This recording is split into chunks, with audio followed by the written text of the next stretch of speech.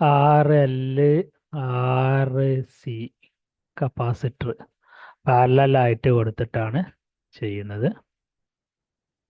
Current കണ്ടുപിടിക്കാനാണ്. Voltage 45 3 ഓമിന് across ഉള്ളതെന്ന് പറഞ്ഞിട്ടുണ്ട്. അപ്പോൾ കറണ്ട് കണ്ടുപിടിക്കാം. 45/3 എന്ന് പറഞ്ഞാൽ 15 ആംപിയർ. അപ്പോൾ കറണ്ടായി. കറണ്ട് I1 എന്ന് പറയുന്നത് 5 ∠0. ഇമ്പിഡൻസ് എന്ന് പറഞ്ഞാൽ 3J3 ഉണ്ട്. അപ്പോൾ 3 - J3 അതിനെ പോളാർ ഫോമിലോട്ട് മാറ്റുന്നു. √3² + -3² tan ഇൻവേഴ്സ് -3/3. tan ഇൻവേഴ്സ് -3/3 എന്ന് പറഞ്ഞാൽ 1ആയി. 4.24 ആംഗിൾ -45 ° വോൾട്ടേജ് കണ്ടുപിടിക്കാൻ ഈ പാത്തിലായാലും ഈ പാത്തിലായാലും രണ്ടിലായാലും പാരലലാണ്. കറണ്ട് മാത്രമേ വ്യത്യാസമുള്ളൂ. അപ്പോൾ കറണ്ട് ഓൾറെഡി 15 ആംപിയർ എന്ന് കണ്ടിട്ടുണ്ട്. 15 ആംപിയറിനെ ഈ 4.2 ആംഗിൾ -45 കൊണ്ട് ഗുണിച്ചാൽ 15നെ 4.424 കൊണ്ട് ഗുണിക്കുക. അപ്പോൾ 63.6. ആംഗിൾ നമ്മൾ കൂട്ടുകയാണ് ചെയ്യുന്നത്. 0 മൈനസ് ഉള്ളതുകൊണ്ട് -45.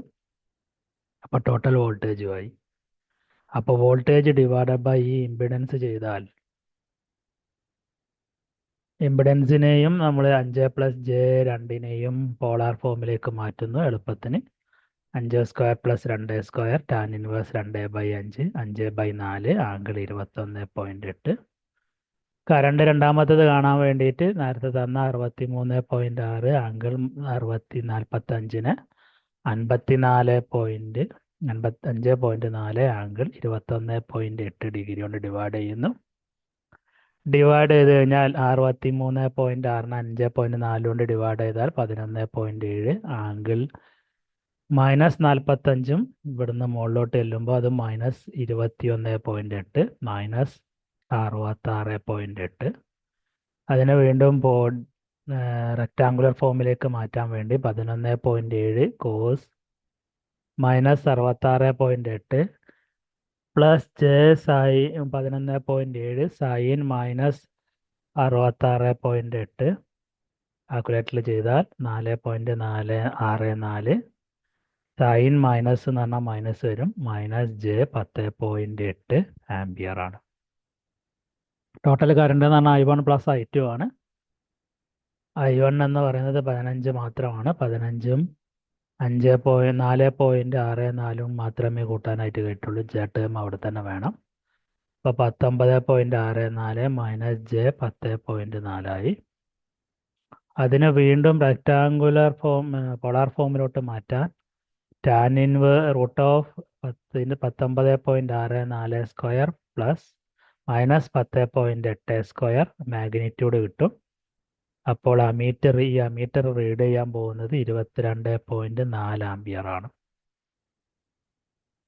tan ഇൻവേഴ്സ് -10.8 ഡിവൈഡ് ബൈ 19.64 -28.8 ഡിഗ്രിയാണ്. വോൾട്ട് മീറ്ററിലാണ് 45 എന്ന് തന്നിട്ടുള്ളത്. അതിൽ നിന്ന് മറ്റ് വാല്യൂസ് കണ്ടുപിടിക്കുകയും ചെയ്യാം.